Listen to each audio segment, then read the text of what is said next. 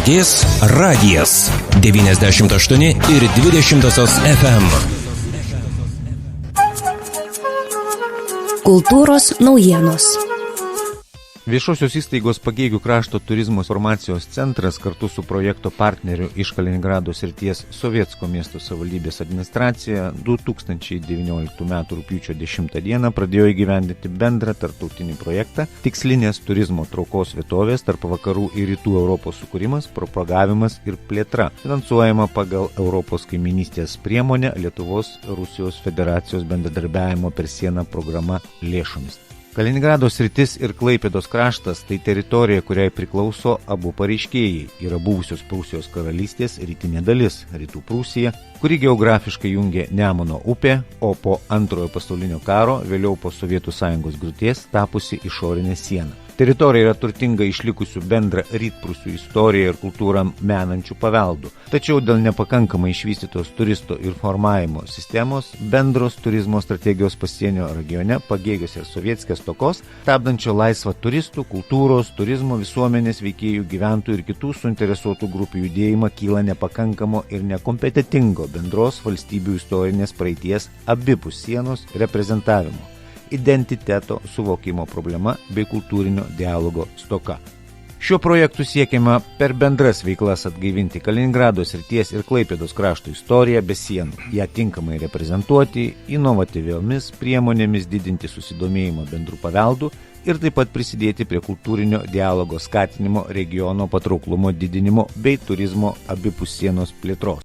Šiandien mūsų studijoje svečiuojasi Pagėgių krašto turizmo informacijos centras direktorė Ilona Meirė. Gerbiama Ilona, iš informacijos virtualioje erdvėje žinoma, kad jūsų įstaiga įgyvendina tarptautinį projektą. Ką įdomaus apie šį projektą šiandien išgirs mūsų radijo klausytojai? Labą dieną, mėly Tauragės radijo klausytojai.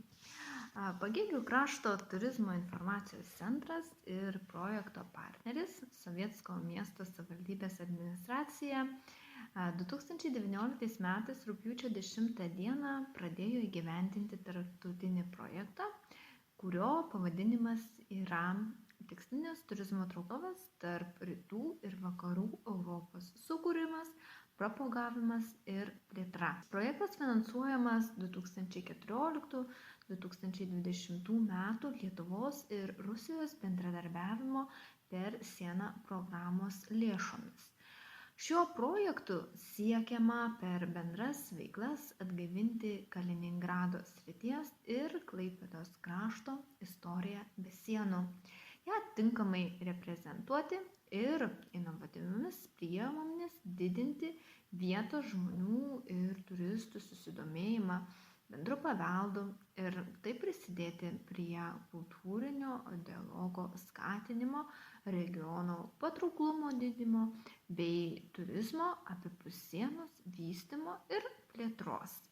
Kaliningrado sritis ir Klaipėdos kraštas yra buvusios Prūsijos karalystės rytinė dalis. Rytų Prūsija, kurias geografiškai jungia Nemuno upė. Po Antrojo pasaulinio karo, vėliau po Sovietų Sąjungos griūties, Nemunas tapo išorinę sieną, skiriančią Lietuvos Respubliką ir Kaliningrado sritį. Tačiau ši teritorija yra turtinga išlikusių bendrą Rytų Prūsijos istoriją ir kultūrą menančių paveldų.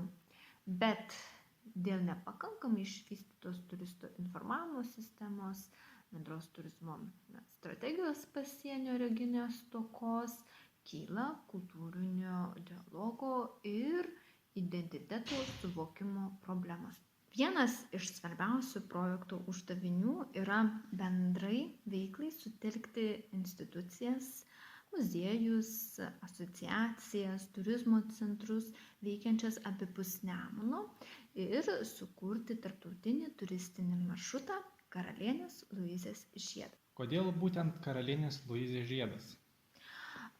Prūsijos karalystė tai nebeegzistuojanti istorinė valstybė, kelis šimtmečius dariusi didelę įtaką Vokietijos ir visos Europos istorijai. Viena reikšmingiausių tuo meto asmenybių yra Prūsijos karalienė Luizė, palikusi gilų pėdsaką žmonijos istorijoje. Projekto tikslinės turizmo traukos vietovės tarp rytų ir vakarų Europos sukūrimas, propagavimas ir plėtra metu siekiama išsaugoti istorinį Prūsijos karalienės Luizės palikimą Tauragės ir Sovietsko regionuose, viešinant istorinės, kultūrinės vietas bei objektus abipus Nemuno. To pasekoje bus sukurtas turistinis maršrutas Karalienės Luizės žiedas, kuris apims virš 300 km. Turistai galės keliauti Karalienės Luizės žiedu sekančiai. Maršruto pradžia – Vilkiškiai, istorijos inkubatorius, antrasis žymesnis taškas – Panemunė, tai yra Lietuvos Respublikos ir Kaliningrado srities pasienis, sienos perėjimo punktas. Šiandien vietos ir užsienio turistams sudarytos puikios galimybės keliauti į Kaliningrado sritį, pasinaudojant nemokamomis elektroninėmis vizomis. Todėl pirmasis istorinis miestas, pasitinkantis turistus, savaime suprantama yra Tilžė, dabar vadinamas Sovietsku. Tilžės mieste įdomi ne tik senoji urbanistinė architektūra, bet ir buvusiame Jokubinės parke 2014 metais atstatyta Prūsijos karalienės Luizės skulptūra. Toliau Luizės žiedas tęsiasi į Kaliningrado miestą, per Kuršių neriją į Klaipėdos miestą ir apylinkės, kol galiausiai žiedas užsibaigia Piktupėnuose esančiose Pagėgių savivaldybėje. Šiuo metu sudarytas preliminarus maršrutas, kuris ilgainiui bus plėtojamas, auginamas. O projekto pabaigoje bus išleistos brošiūros ir žemėlapiai su išsamiu ir konkrečiu maršruto aprašu. Kaip ir minėjome, šitas maršrutas apims virš 300 km. Tai ir atitinkamai žemėlapio bei brošiūrų apimtis bus nemažas. Taip, pastiprinant institucijų ir turizmo sektorių bendradarbiavimą abipus Nemuno, siekiama padidinti turistų susidomėjimą bendrą istoriją ir pritraukti kuo daugiau turistų į Tauragės bei Sovietsko regionus.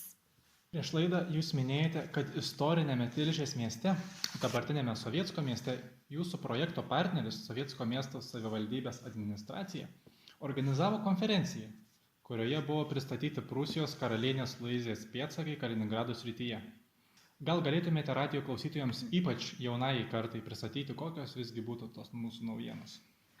Visų pirma, norime pradėti nuo to, kad projekto metu mūsų partneris turi užduotį sukurti virtualų turą abipus Nemuno. Tai yra Kaliningrado sritis ir vakarų Lietuva, kuriame bus pristatytos su Prūsijos karalienė Luizė susijusios lankytinos vietos, o konferencijos metu šią temą įdomiausius pranešimus skaitė Sovietsko miesto istorijos muziejaus specialistė Alla Petrova Čubun, Kaliningrado kraštotyros klubo vadovas Boris Nikolajev.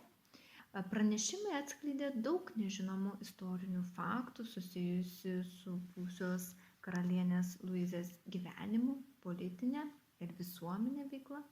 Svarbiausia, buvo diskutuojama, kaip šias istorinės žinias būtų galima praktiškai pritaikyti turistų poreikiams. Konferencijos pabaigoje buvo pristatyta filmuota medžiaga ir apie vakarų Lietuvos Klaipėdos krašto turizmo išteklius ir būtent žymes, kurias paliko Prūsijos karalienė Luizė. Būtina pažymėti, kad projektas pasižymi keliais pridėtinės vertės aspektais. Projektų siekiama sukurti veiklę atstovybę, kurios būstinė istorijos inkubatorius Vilkiškiuose. Atstovybė turėtų tapti Prūsijos istorijos tinklų, jungiančių turizmo centrus, muziejus ir įvairias draugijas vakarų Lietuvoje ir Kaliningrado srityje. Vertėtų akcentuoti ir turistinio maršruto tarptautiškumą, kuris turizmo srities analitikų nuomone paprastai populiaresnis nei tik lankytinų objektų apjungimas į bendrą maršrutą. Tinkamai išplėtotų ir aktyviai naudojimų tarptautinių turistinių maršrutų, apimančių Lietuvos ir Rusijos teritoriją, nėra daug. Todėl turistinio maršruto propagavimas ir plėtra tiek kultūriškai, tiek ekonomiškai yra itin svarbus ir reikšmingi. Norint keliauti Kaliningrado srityje, būtina turėti ilgalaikės vizas arba, kaip visiems jau žinoma, užpildyti prašymus elektroninėmis nemokamomis. Ką galėtumėte pasiūlyti tiems, kurie dėl įvairių priežasčių, pavyzdžiui, jauna šeima su mažais vaikais ar judėjimo negalią turintis asmuo, nori pažinti Rytų Prūsijos istoriją, bet neturi nei finansinių išteklių, nei pakankamai laiko fiziškai keliauti šio klausimu? Ką galėtumėte patarti, norint keliauti šio kūrimo maršrutu? Abiejose valstybėse turistai galės susipažinti su šalių istorija neakivaizdžiai, nuotoliniu būdu pasitelkus informacinės technologijas. Todėl projekto metu yra kuriami virtualūs turai, animacijos, reprezentacijos, kurios turėtų būti pasiekiamos ir virtualioje erdvėje. Šio projekto tema Pagėgių krašto turizmo informacijos centras skelbia įvairius žaidimus ir aktyviai dalyvauja radijo klausytojai organizuojamuose žaidimuose. Tenka apgailestauti, kad jaunai kartai šis formatas nėra patrauklus. Todėl vis dažniau žaidimus tenka perkelti į virtualią erdvę ir socialinius tinklus. Iš tikrųjų susidaro toks įspūdis, kad visuomenė mieliau bendrauja be tiesioginio kontakto, o tik anonimiškai veikdama virtualioje erdvėje. Primename projekto informaciją, VŠI Pagėgių krašto turizmo informacijos centras yra pagrindinis paramos gavėjas. Projekto partneris iš Sovietsko miesto savivaldybės administracijos. Bendroji projekto vertė siekia beveik 700 000 eurų, iš kurių 628 980 30 eurų yra finansuojami ES lėšomis. Projekto įgyvendinimo trukmė yra 2 metai arba kitaip tariant 24 mėnesiai. Norint sužinoti daugiau apie šį bendrą projektą, kviečiame jį sekti Facebook paskyrą Istorijos inkubatorių. Ir labai dėkojame Pagėgių krašto turizmo informacijos centras direktoriai Ilonai Meiriai už išsamų projekto pristatymą. Radijo klausytojus raginame aktyviai sekti Facebook paskyrą Istorijos inkubatorius ir dalyvauti organizuojamuose žaidimuose, kuriuose galite laimėti įvairiausius prizus su projekto atributika.